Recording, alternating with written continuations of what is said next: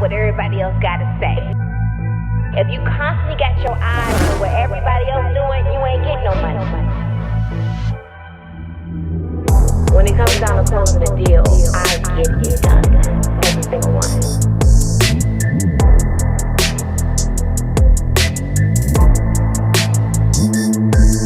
I'm just certified deal closer.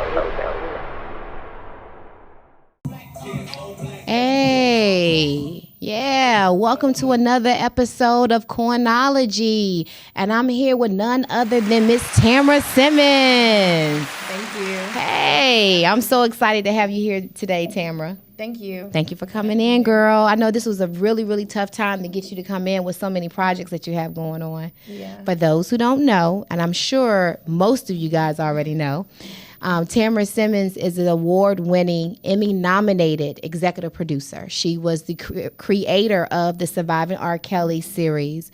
She actually franchised Growing Up Hip Hop. She's written and directed a gazillion other projects, and she specializes in the true crimes documentary space. She and I both are executive producers of the new documentary, Casey Anthony, Where the Truth Lies. Okay, Where the Truth Lies. And I'm so excited to be sitting here next to her. She has been nothing but the bomb as far as working with her. Even though I'm older than Tamra, I look at Tamra like a big sister because she's actually taught me so much in this industry. And I'm very, very humbled that she's here today.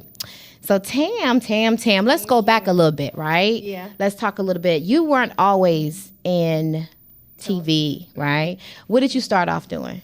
I was really doing like some PR, not like you, but but I had an agency where I worked with a lot of talent. Mm-hmm. I did branding, marketing, and then I branched off into doing a little bit of PR for those clients. Okay. And then how long did you do that? It was about probably, I don't even know, maybe 2012 to 2019. So you had 6 years. Did you have a passion for it? It was really one of those things where I just knew I'm a connector, so I know how to like connect the dots. No matter like if a person's an artist, an actor, actress, and then I have a lot of resources. So it was kind of like just a passion of mine to see people's dreams come true, whether it's them being on screen or, you know, off camera or whatever it is. That's kind of how I feel too. It's a passion. You have to, in order to really be good in the space of public relations, you have to have a passion for it. Yeah. You have to care about other people, and you must be okay with being in the background. Yep. And I see most of the young publicists struggle in that space. They want to be on the forefront. More popular than some other clients. They're pushing the clients out the way on the red carpet. I'm like, what are you doing? You the client or just right? Oh, okay. I know. So then, how did you get into TV? Well, I had some talent that kind of wanted to be on TV, of course, and they were celebrities.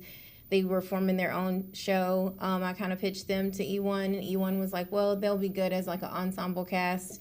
And then from there, they were like, hey, we've been trying to do Growing Up Hip Hop and franchise that for 2 years and haven't had any success. You know, would you like to take a stab at it? And I was just like, okay. I'm one of those people that just say yes to whatever. I don't take no for an answer, and I don't say no unless I absolutely know I can't do it. So it was a challenge for me also. And I'm like, I'm going to make this happen. And so then I was able to franchise Growing Up Hip Hop Atlanta and then work on a producer.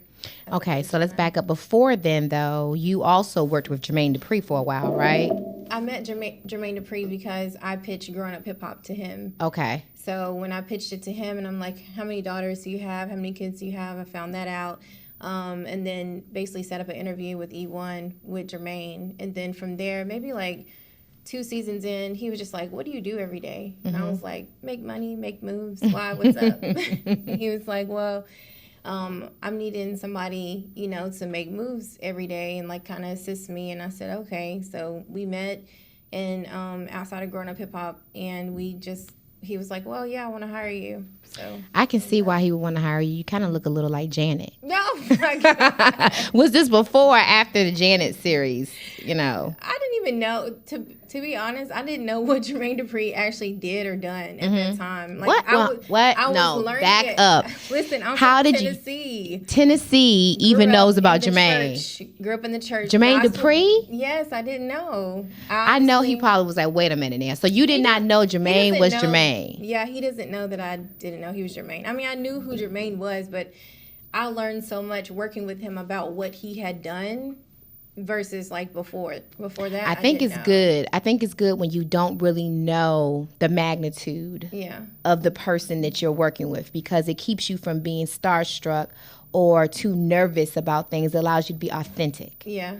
And I think it's still like that, because I mean, he still does interviews. I'm like, wait, you did that song too? Like, I never tell him because it's embarrassing somewhat. And so, okay, and then this is again before Janet.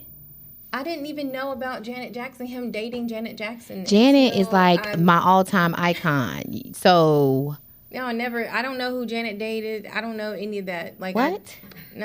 I never. Yeah, Tennessee is really, really, really. If you don't know about Jermaine and Janet, I'm like, what? Yeah. So I can see. We went to a radio interview at 107.9, and I think we were promoting the rap game. He was promoting the rap game, and so we had a lot of press. And then they asked him a question about Janet. I'm like, I'm sitting there Googling, like, Jermaine Dupri, Janet who? And they're like, Janet Jackson. I'm like, oh my God, he dated Janet Jackson? Like, oh, wow.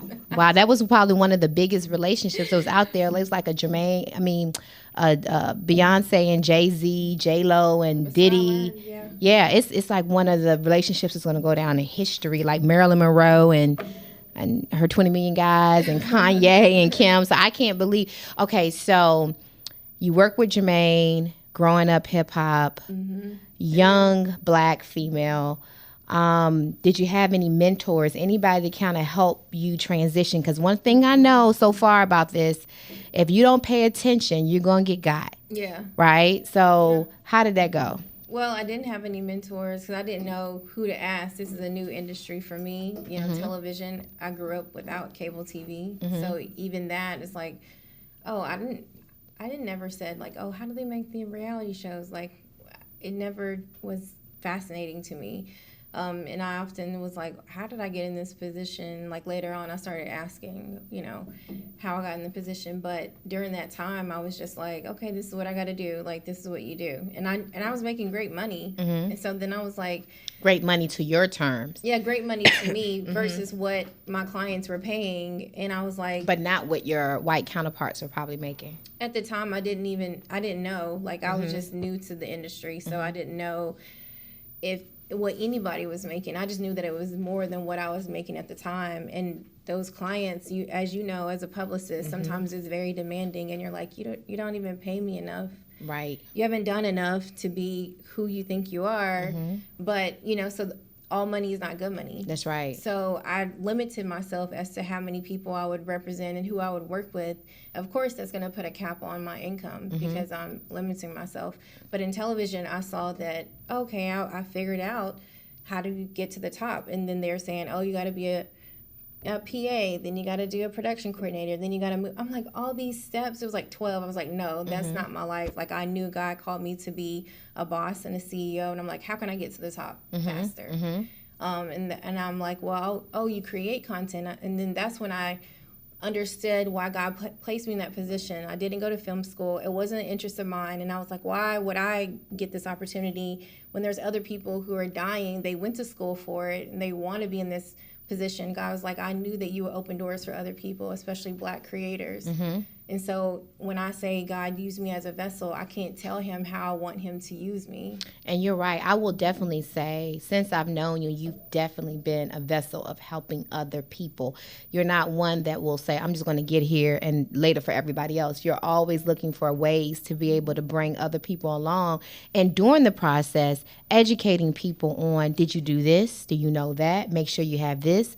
If you know, and most people just don't do that, Tam. They're like, I got mine, you got to figure out how to get yours, right? So you started in TV, and I know that probably was not an easy feat. So the first deal you got with franchising Growing Up Hip Hop, if I go out there and research you, I don't see that. So what happened there? How come I don't see that as part of your credits? So yeah, basically when I was working with E1, they just was like, hey, you're going to work as a producer. But I was like, okay, what about the franchise part of it? What about the pay for that? And they're like, oh, that's not something that we can do. Like, this is after the fact. So I didn't get anything in writing prior to. I'm just going off of what they told me.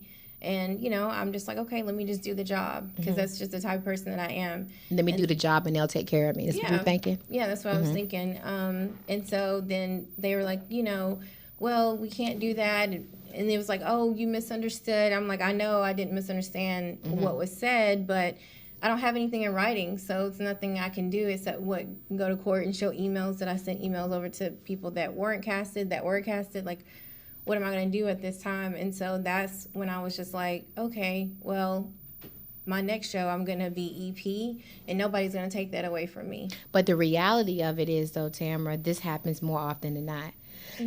I was doing some research just recently in preparation for our interview today, and it says that majority of all projects in Hollywood have no more than two excuse me.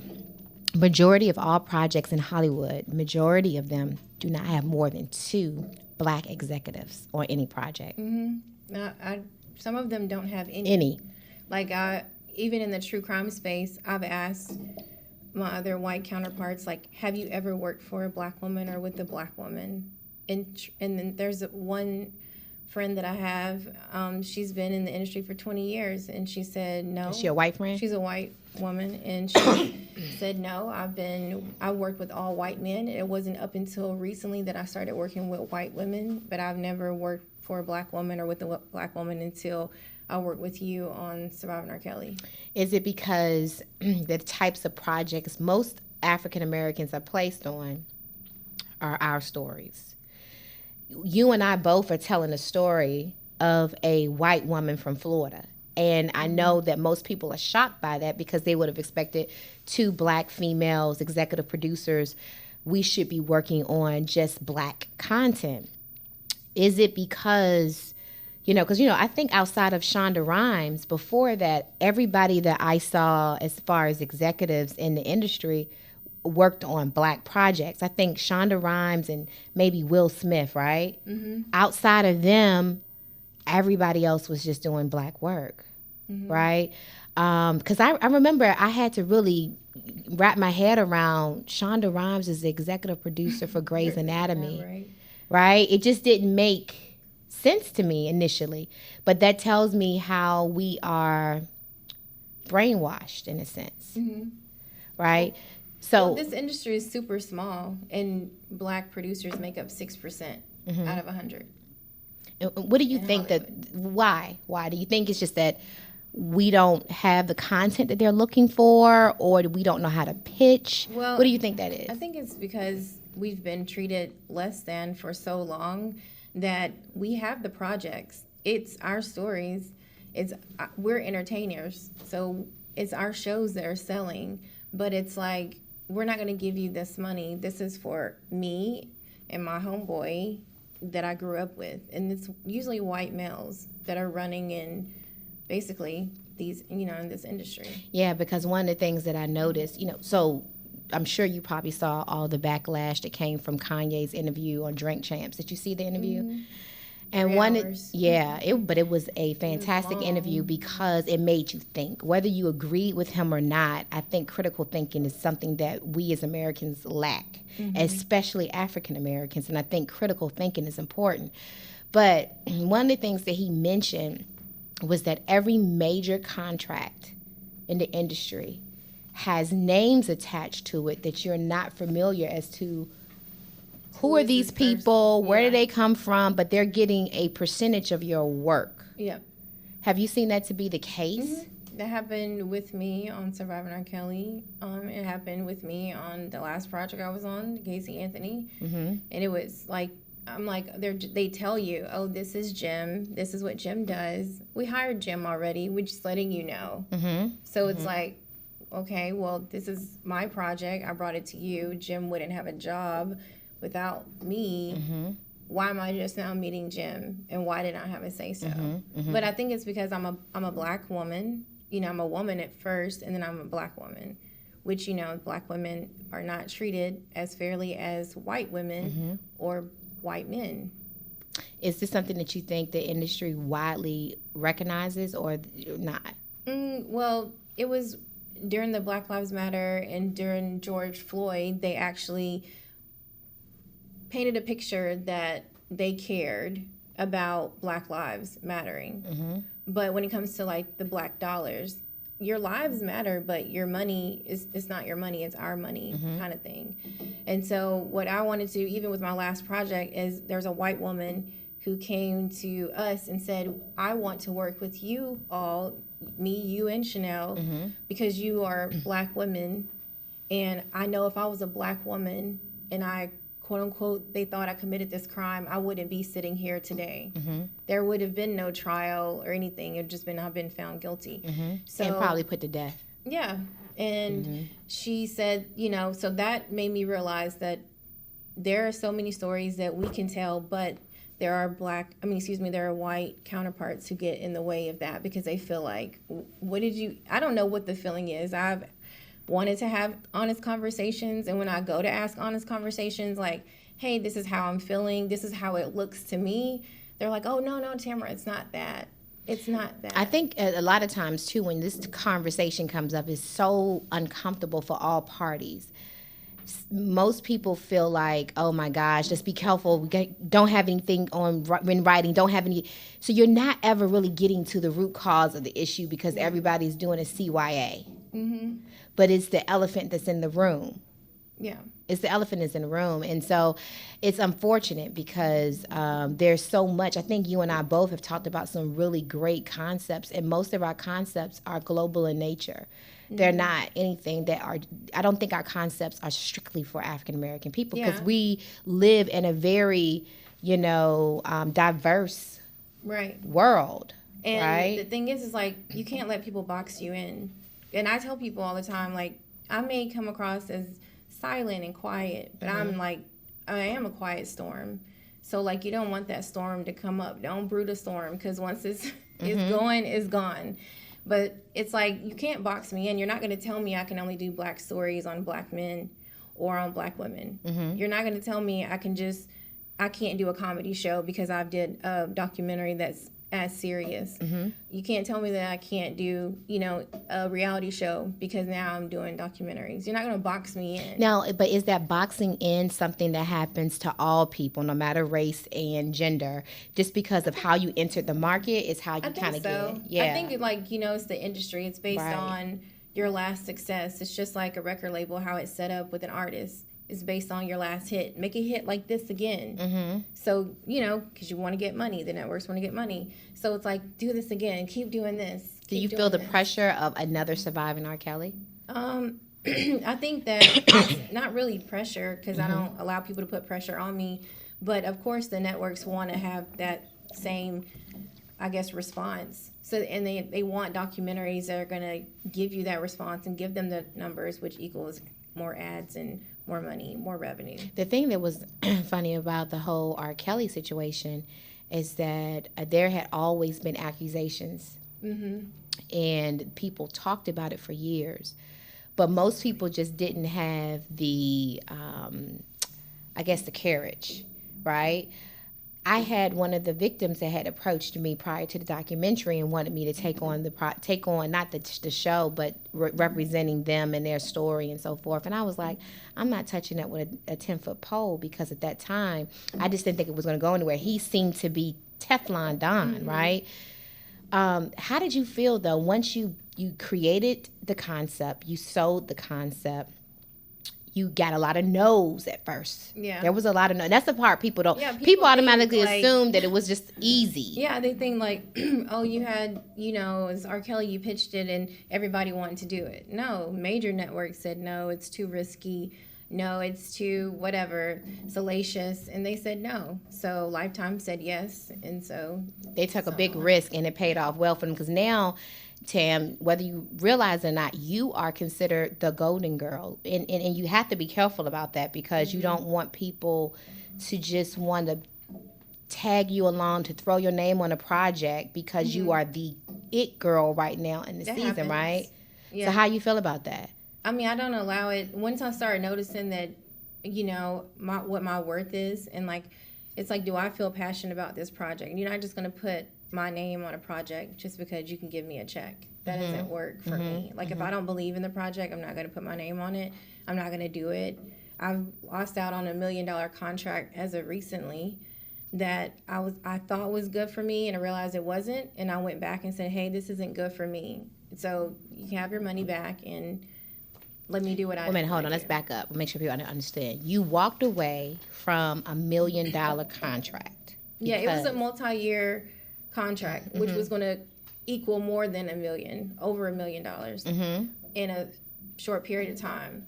But so when you said it wasn't good for you, what was it? Was it holding you back? Was it making you something? So it was like, if I was passionate about something, I have been in this space to where if I'm passionate about something, I can go after whatever. I can contact a network, I can contact a production company, but with this particular deal, I couldn't. If they said, no, we don't see the vision, they don't see the vision. And I have to just sit on it and wait until that contract is over.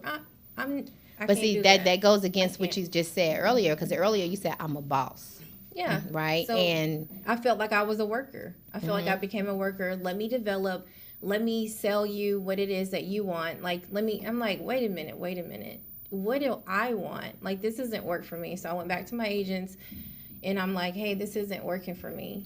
I want to figure out how I can get out of this contract.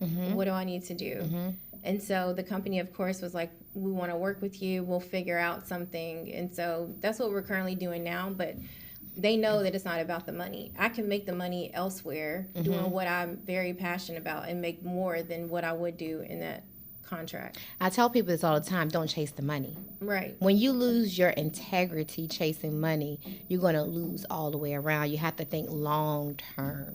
And what you're saying now is the short term money is not worth the long term, right? No, and I was explaining to them also that it's guaranteed money every single month that you guys pay me, but I can go, I made more money than what you're giving me for my monthly pay. So if I'm making more money and I'm still cutting myself short. Well, especially creatively, if you're not allowed to be as creative as you want to be, because it's one thing about them having stipulations internally, but it's externally, they still were kind of holding you back from being able to be this brain of a sense, right? And I'm sure them being able to add you to their roster of talent was a big win for them.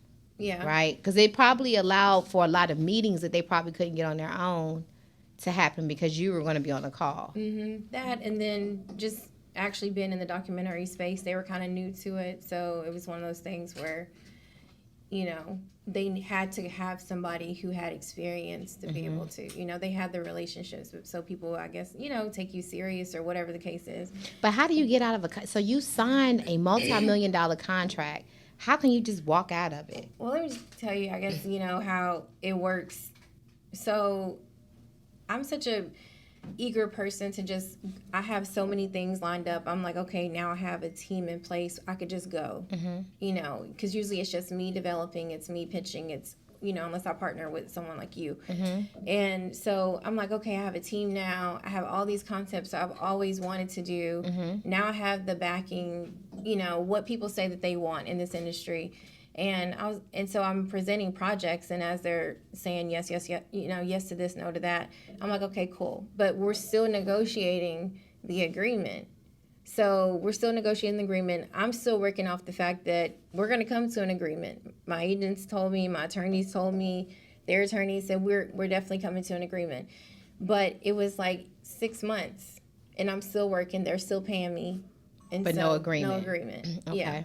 So it was kind of one of those things where they said, well, effective immediately, we don't have an agreement. If, we know that you're frustrated. We know that you're wanting to, kind of do more on your own, and you don't want to be held to just doing this one particular thing.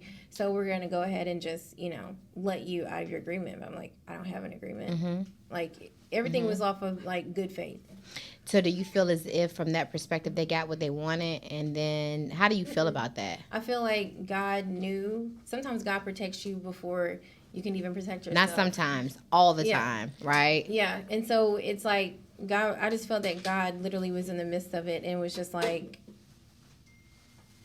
allow me to be patient, because I'm not a patient person. Allow me to be patient with them not signing an agreement, me not signing an agreement, you know, and thinking and knowing that it's going to work out. I just feel like God was just like, you know, don't do it. It didn't happen for a reason. And I think if it did happen, I feel like they still would have, because at the time when I'm talking to one of the execs, she didn't know that I hadn't signed. So she's like, Tamra, we want to do whatever makes you happy. Like, we want to work with you. And I said, well, you know, I haven't signed my agreement. She's like, I don't know anything about your deal. And so I said, well, I haven't signed an agreement. So I could walk away, y'all could walk away. One thing I know for sure in this game is that you can't trust anybody in this industry. Yeah. And when she said, I don't know anything about your agreement, I would probably bet 99.9% that that's not true. To see the games and the antics and the shenanigans that go on to try to keep everybody snowed is amazing, right? So I believe everybody, you know, I always feel like I'm the last in the room to figure it out. And that's a bad feeling, to feel like everybody around you. And so that's why when I go in now, I'm always researching the hell out of every single person that's supposed to be in there. Who am I talking to? What have they done? What types of situations have they come up against before? Who have they worked with before? And all that, because the reality of it is, Tam, it's a very lonely space out here. Yeah. But let me tell you, like, even if you research the person, they have an spectacular background. You're not going to find out some things about people. The character. Until you work with them. Or how they work with you. Yeah. Because how they may work with Nick or Fonz may be different with how they deal with you. Yeah. And so I take notes on a lot of things, and I just realize, like, okay, I just move a little slower. Because now I know that when I walk in a room, I can sell a show. I know I can sell a show on the phone. I can sell a show on Zoom. I know how to pitch. I'm not afraid of no. I already came up with the answers. If you do say no, I already know how to bounce back from that. Like, I figured it out. And so I'm not scared to go in rooms, but I work with people who are, unless they absolutely know this is going to sell. But I'm like, why would you not go into a room and meet with someone, and it may not be the right show for them, but they tell you, like, hey, I think that you could do this, and this is what we've been looking for. If it wasn't for E1 saying that to me, then Growing Up Hip Hop Atlanta wouldn't have birthed. And so I went in there with a totally different concept and different show. But because I still went in there not afraid of the no that they may possibly say, I was able to start in television and help franchise a show and build my career in television. Risk taker. You have to be a risk taker, right? I've noticed that, too. There are a lot of people who are scared to go in the room. And I'm like, get in the room. Like, these are people that are going to tell. That's how you build your relationships, too. It's a form of networking. You know, you get in the room and you're like, hey, I pitched you 3 things. You said no to them. What do you want? And then you go find whatever it is and that they want and come back, right? Yeah. I'm like, that's what you do. That's how you keep winning. Do you think it's just a fear of people thinking that they failed? I just think people are scared of the word no, and people are scared of the unknown. I'm like, how can you work in this industry and have fear?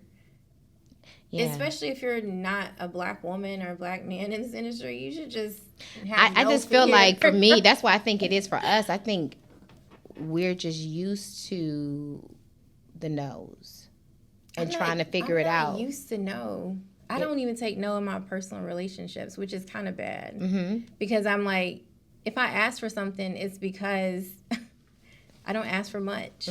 So I have the same concept in business. It's like, okay, this is what I want to do. This is why I think this is great, et cetera, et cetera. And then you also have to teach, like we're teaching our white counterparts about our culture. How are you going to do a movie or a show on Rosa Parks and you're not me, you're not black, you're not a woman, you're not a black man? How can you really tell my story? Or how do you understand how they've been telling, I think, didn't Django, wasn't that by a white man too? Well, they added, what's his name on there? Tarantino. Yeah. To flavor it up. I mean, of course, his track record is great. But I feel like, yeah, like, how can you tell that story? Like, I don't know. Like, Will Smith is coming out with Emancipation. You know, I don't know if Will did everything or if, I don't know who did it. Mm-hmm. But normally it's a white man that's telling black stories. And even like now I work with Mr. Knowles, and he wants to tell the story of the history of like music through slavery, how music came about through slavery, and how white counterparts stole our music. No, you mentioned that. But he's a black man. He's a black man. And I'm pitching the but show. Is that considered hate speech? Because I'm getting How is it nervous a hate now. Well, I'm speech? getting nervous now with this whole freedom of speech situation with Kyrie, right? The documentary in question, I did not see where there was anything negatively said about any particular race of people. Mm-hmm. What he did was to show the origin of of black people across the world and who we really are. And because he said that, it was considered hate speech. Well, all he did was text the tweet of the link to where you can go and watch it. So would that be considered hate speech if you're saying someone stole our music, even though it's the truth? Our freedom of speech is under attack, Tamra. Mm-hmm. It's under attack. Yeah, so I think when it becomes under attack when it's not us, when it's us saying. Definitely. When it's we're putting out, oh, this is our actual culture. This is actually what happened. This is how it's like laid out. And be proud. The proud and the uplifting of your head is hate. Yeah. So it's like, it's not hate though. It's the truth. Right. It is. But that is how it's being. Because we live in a cancel culture. Right. But we've allowed that culture to cultivate because of social media. Mm-hmm. So now you can say something wrong on social media, you're banned from it. Instagram takes your account, Facebook, whatever, Twitter, you say something. But now, you have Elon Musk, who is like, hey, you can say the N-word on Twitter. You can say whatever. It's free. But if you say something negative about Elon Musk, he's now revoking your account. Suspended forever. But you can say the N-word. Yeah.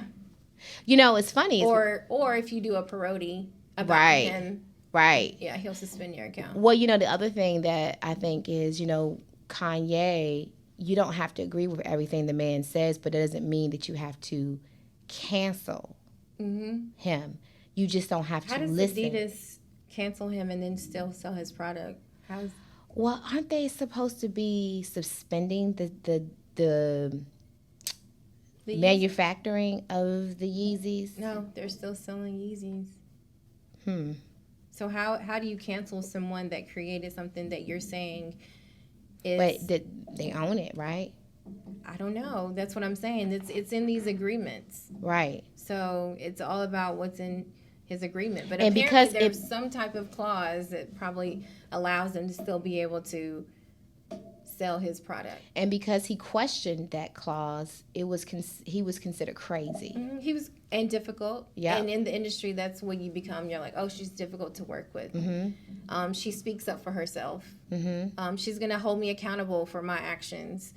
And I want to be that person that, like, you need to fear that I'm going to do that, so you don't do anything crazy to me. I noticed the director we're working with on this particular project, she has no problem with stepping up and saying, no, correct this, add this, do it this way, blah, blah, blah. These are my titles. She has no problem with that, but I feel a little reservation speaking up on those things. I mean, I think that if you don't speak up, it's just what they say, closed mouth doesn't get fed. Closed mouth doesn't get fed. So, even I had to, pull some execs aside and say, hey, we're black women, we're not receiving the same experience as some of the white women or directors on this project. And even people that I hired for this project knew more about this project than I did. Than you knew. Until I stepped in and said, hey, how does this person tell me that there's a call every Monday that I never knew about? Mm-hmm. And it's slap in the face. And I explained, I this is my project. Nobody would be doing this if it wasn't for us. Mm-hmm. Like, nobody would have these jobs. Like, the network wouldn't have the documentary. It wouldn't be airing in a few weeks. Like, none of it would happen without us. So how can you exclude the people that brought it together? And to me, excluding is the same as, like, all I realized is that we're 3 Black women. We have something in common. We're all women and we're Black. The rest of everybody on this project is white. Disregard. So of course I'm gonna feel like it's because of my race. Like, I tell you this, and then like we saw in the credits with some names on there that I was like, well, where did this person come from? yeah. And I asked, like, who is this? Oh, she did X, Y, and Z on this project. I'm like, oh, okay, well, it would be nice to have known the person, you know? Mm-hmm. And I know some projects you can't know everybody, especially movies. You can't know everyone. There's like 1,000 people working. Mm-hmm. But if it's a small setting and you have 10 people in post and 6 people, you know, in production, like, how do you not know? You know, but I think, Tam, the question is, what do we do about it now? And I think the only thing we can do to change the narrative is not to back away, to stay, fight, and continue to bring more. Because if we're expecting another group of people to care enough to mentor, groom, and bring along, that's not going to happen. Yeah. It's not. I mean, I feel like the platform that I've been given, that is what I'm to do, is to speak up for those who can't even get in the room yet. You know, that look like you and I do. And I feel like, you know, and sometimes people are like, just Tamra, you're doing good for yourself. Like, it's not, but it's never been about me. So how can it be about me now? I won 26 awards and can probably only tell you 4 of them. I'm like, what does this mean? Documentary of the year, what does this mean? I don't know. What does that mean? Like, so none of that matters to me if I look back and I look beside me and my Black sister or brother can't work with me because they're of their race or their sex. So, like, none of that matters to me. Doesn't. What do you think about this whole Me Too thing? I think now we're coming down towards, it's not as hot and heavy as it was. So my question to you is, do you think have you experienced Me Too? No, I've never experienced it. Wow. That's shocking. As beautiful as you are, you're a young Black woman. But you know what, though? I think that's what happens a lot. We tend to assume that that's just the norm because we hear... People thought that I had, like, oh, you've been sexually abused before. What's your story? That's not my story at all. I just have a passion for, especially I saw Black women weren't able to speak up like white counterparts. So, of course, you know, R. Kelly is the subject matter, but at the end of the day, it's about these women that didn't have a voice, and now they have a voice. Were you scared to tell people at first that you were on that project? Because, I mean, R. Kelly was... a king in Black music. I didn't know if it was going to happen because it was so much that went on that I was like, I don't know if if this is even going to air, down to, like, you know, having the bomb threat at the screening in New York. And so I'm like, are we going to air this? Is the network going to air this? Like, this is probably those networks that said no, the risk. I saw the risk that they probably forced. Bomb threat. Yeah. We were like maybe like 7 minutes in to the first episode of Surviving R. Kelly. We had the survivors that came and their families. We had Angela Yee, a lot of New York, you know, journalists. And then there's the bomb threat. So. And the bomb threat primarily was coming from the opposing camp wanting you guys to... Yeah, it came from someone that, I think he managed R. Kelly at the time or at one particular time. Was he ever charged with that? Convicted? Yep. Okay. And so then you actually faced being kidnapped in New York, right? Yeah, me thinking that people don't know who I am still. I mean, that's dangerous. A lot of times people think that being a producer is just, is a walk in the park, I'm signing some documents and drinking some coffee. But you put your life at risk. You were actually about to be kidnapped in New York by R. Kelly's camp. Well, I can't say if it's R. Kelly's camp or not, but it was people that I were with that knew that they worked with R. Kelly at one particular time, and it was during the trial that was going on in New York. So, yeah. And you kept going like it was nothing. No, I didn't keep going. You didn't? No. That was during that time. I was like, get me home, and I worked with like Homeland Security to make sure that I was safe. and that my children were safe. So people don't know the risk that we take by telling these stories that are not popular. Yeah. Because when the first press... But people will say that you did it to yourself. That's what you chose to do. I didn't sign up to be, like, dogged out. But how do you sign up to be threatened? Right. I didn't sign up for any of that. Because you're allowing someone to tell their story. Mm-hmm. Well, you know, we got all type of mess. Yeah. When the press release first announced about us working with Casey Anthony, and our whole situation was we wanted to allow her to speak. She has never spoken before. Mm-hmm. And people automatically wanted to assume that we were bad people. Mm-hmm. I believe that everybody should have a day to speak. Jeffrey Dahmer even had a chance to speak. Yeah. So people say, like, oh, you're giving a killer a platform to speak. You know, if that's what they find that person guilty, or the person is found guilty, they say, why would you give? But she was found not guilty. Mm-hmm. She was acquitted. She was acquitted. Yeah. So she was found not guilty. She was acquitted, and people still did not want her to tell why she was acquitted. Mm-hmm. Yeah. And so, and what I noticed that it was more people attacking me and your character than they were. Oh yeah, people are saying, like, oh, you're ruining your career now, Tamra. Like, why would you go do something like that?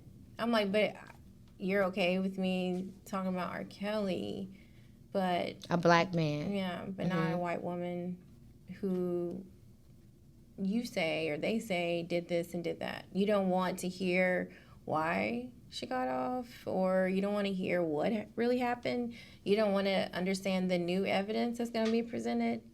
Like, but you know, I often wonder too, Tam, did we get that type of backlash because of who we are? I wonder if other stories, documentaries that have been shared and the producers don't look like us, do they get the same questioning that we got as to why we were working on this project? I don't know. I mean, we'll see if the director if the director gets the same thing as us and we're like, okay, it's not because we're black. Right. We'll have to, when it comes out. Yeah, we'll see. Yeah. So what's next for you, Tam? What's next?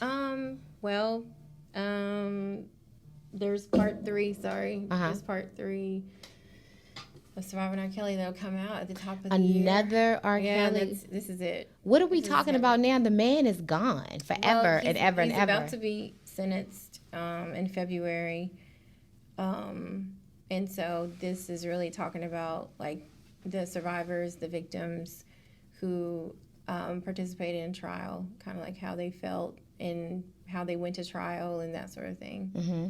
So it's closing the chapter. Wow.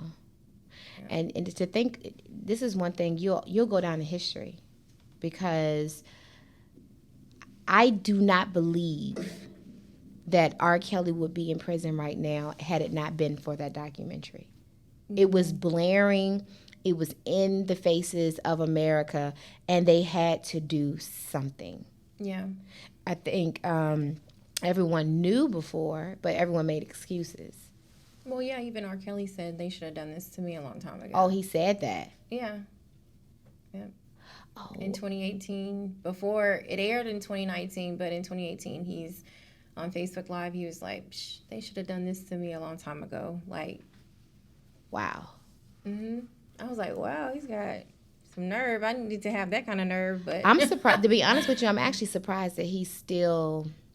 I'm sure he was still shocked that, the sentencing that he received, and thinking that in 2008, he got acquitted as well. So a lot of people, though, went down behind that. I mean, I even know one of the attorneys that was working with one of the victims. They brought stuff out on her, and she lost her license and lost her life. 2008 or no, just recent 2018. I mean, I've seen a lot. They went through all types of affairs to make sure that people stopped talking, and it didn't work. Mm-hmm. But they really worked hard to stop people from talking. Well, the feds subpoenaed everybody this go around. Well, isn't somebody pregnant by him now? One of the girls? I don't know. She came out with the book, but I didn't read it. Yeah, I'm like some of the stuff I just can't digest anymore. I'm like, this was my focus. Right. And I keep it moving. I don't really keep up with who is with R. Kelly now, what's going on with. You can't be in where he's at. Yeah. And that's all that the That's all that I get. toxicity of it all. You have, and that's the part that people have to realize when you do work in true crime space. It can really mess with your psyche. You have to find a way to be able to remove yourself from all of that. And when I have like network meetings, they're like, "How do you work in such a dark place, but you have like a light?" And I say, "Well, it has to be light and darkness. You know, you can't just." But I'm sure you have some type of method. You vacation often, meditate. What do you I need do? to figure out what I'm gonna do as I keep getting into true crime. I'm gonna figure out something. Right now, I do Zooms every other week. So the week that I don't do Zooms, I take time. Like this morning, I went to Pilates. Like I'll go to Pilates. Okay, so all you week. work every other week. So 1 week you don't work? I work every week, but I Okay. don't interact with people. I stopped interacting with people on Zooms. I was doing back to back to back, and I wasn't allowing myself time to even like decompress from what we talked about on this Zoom. I might have 5 Zooms in a day, then the next day I have 4, the next day I have 3, and I'm talking about like 5, 6 different projects and so I try to schedule as much as possible the week that like the networks aren't requesting Zooms and things like that. I try to leave it to where I can do research because I have to do a lot of research, a lot of developing stories. And that's when I do my reach outs to like some attorneys, some prosecutors on cases, reach out to some killers on those weeks. But that allows me to be able to get the discovery part of what I do for television. Again, you have to be passionate about what you do. You have to be. Yeah, and so I've always often said like there hasn't, or I've been researching, and somebody can correct me if I'm wrong, because I've even asked other people that have worked in true crime for longer than me, but like I was like, has there been a Black woman in this space ever in television? And what I'm finding is that there hasn't been. And even when I met with the network, they said, Tamra, we have been looking for someone in this space because there's production companies that come to them and say, hey, do you have like a Black woman? Or, you know, so sometimes you can get hired for just being Black. Wow. You know, but they haven't had anybody. So sometimes they'll pull somebody that has maybe an investigative background, but they're not really an EP. But how do you feel about that, though? If you're hiring me just because I'm Black to add me to the roster of other people? Well, I feel like they want to have them because there's certain stories that only, it's like cultural based. And I feel like they would want a Black woman to. Okay, so they need us from the diversity of research, us to be able to add our components to this, not just to add our name. Yeah, and just like how the show should be ran, because it's certain stories that are maybe sensitive to tell, that sort of thing. And of course, they're saying we want to diversify. So if they can't hire Black women or men that are producers in true crime, then they have to go with the white. You know, so. A lot of it is them wanting to be diverse, and they may hire you just because you are a Black woman, but then they realize, like, wow, you're great. I want you to work more on more projects. And that's the goal, is for them to forget about the race and the gender. Yeah. So, and I think this is the thing, your legacy, Tamra, is going to go down in history of being one of the executive producers, creators, and founders of one of the most impactful documentaries of our lifetime.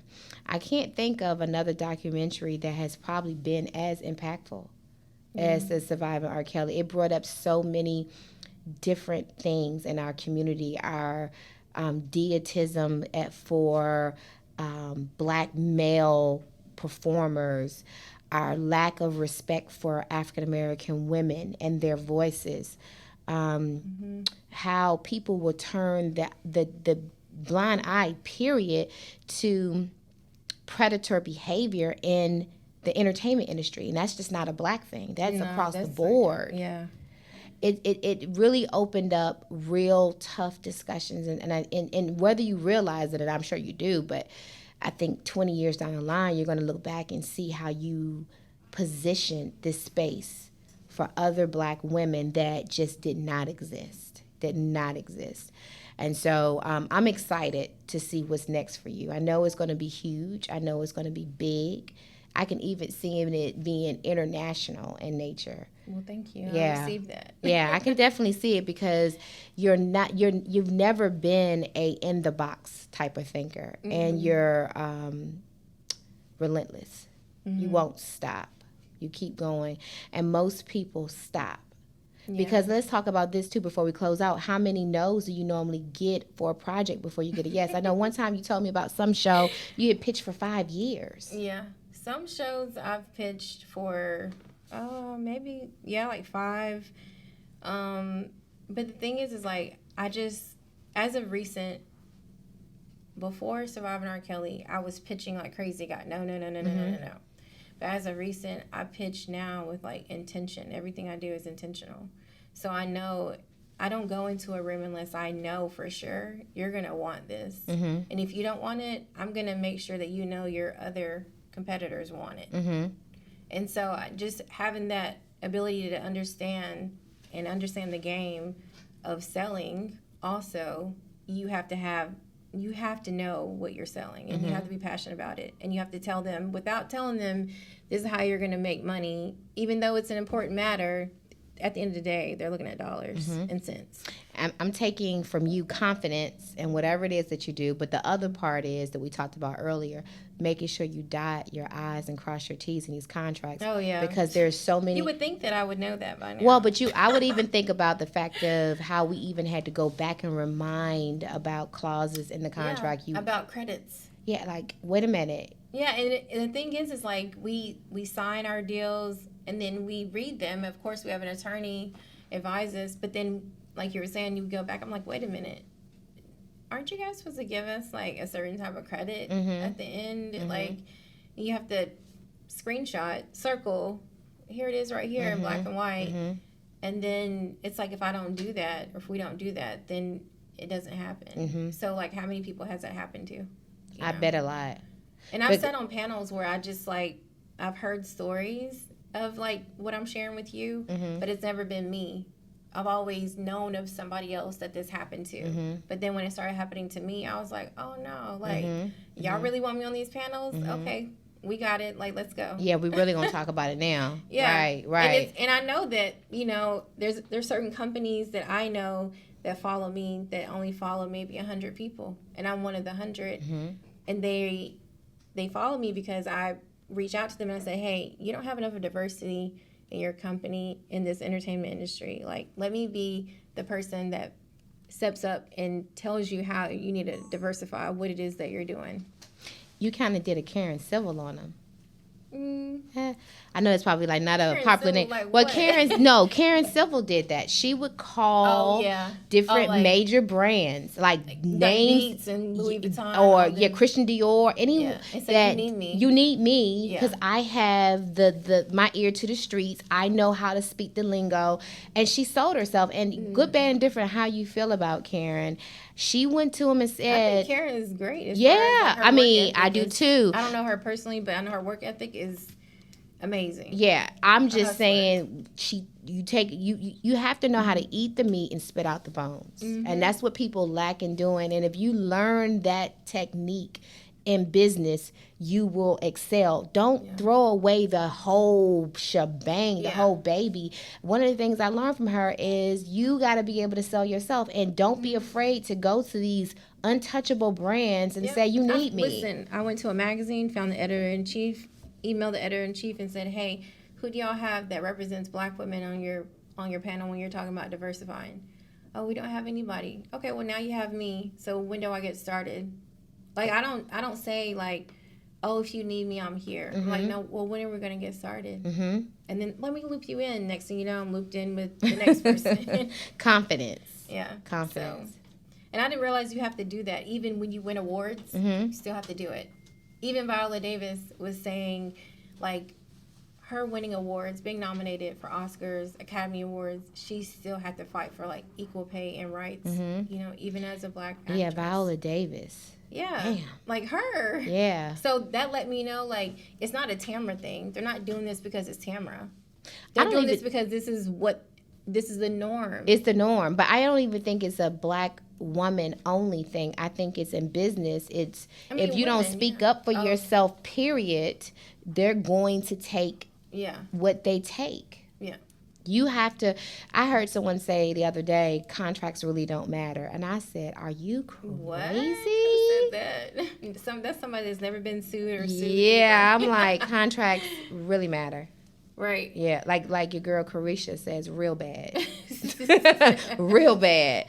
But I know that you have some things you have to get to. I really appreciate you coming down, sitting down with me, and shooting the gist. We needed to talk. Are you ready for tonight?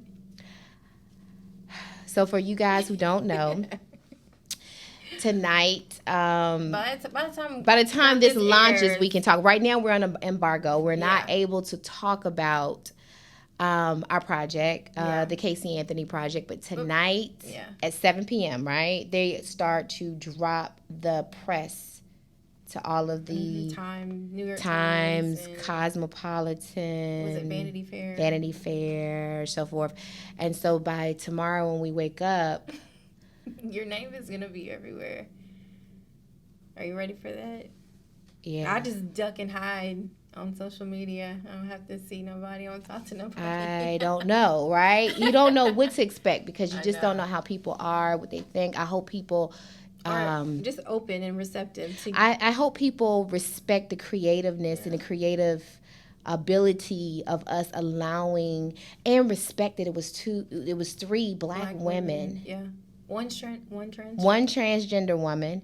That's never been done before. Never done before. And then you and I. Yeah. I hopefully people respect that and allow for the artwork to speak for itself. But tomorrow, I think when you ask me was I ready for it, the answer is I haven't been really thinking about it. I've tried to not absorb it. Kind of mentioned it a little. And it's also election day. Yes, it is. So it's just a big day. Tomorrow's a big day, and it's been a lot of emotional things. I think it's the time where I think you got to make sure that you are grounded, you know who you are, and you are really particular about your circle. Mm-hmm. Otherwise, if you listen to the noise, you'll drown. You'll drown. Are you ready for tomorrow? Oh yeah, I think surviving R. Kelly allowed me to survive. I think. Period. Anything. The difference though with this project and the Surviving R. Kelly project is that this was an international phenomenon from people who don't look like us. And many of them are fanatic in their viewpoints. And so we have to be ready for some of the most ugliest words. Mm-hmm. So, yeah. So let's just do part 2. After it airs, we come back and we talk about life after, right? Mm-hmm. Yeah, we can. It's going to be more to tell. Yeah, it's going to be a lot more to tell. Yeah. Well, I thank you for taking this ride with me. I'm excited about tomorrow. I'm excited about what's to come. We're going to always think positive. Yes. And lots of more to come between you and I. Mm-hmm. I'll be talking to you guys next time on Coinology. See you later. You ain't getting no money if you constantly worried about what everybody else got to say. If you constantly got your eyes on what everybody else doing, you ain't getting no money. When it comes down to closing a deal, I get it done.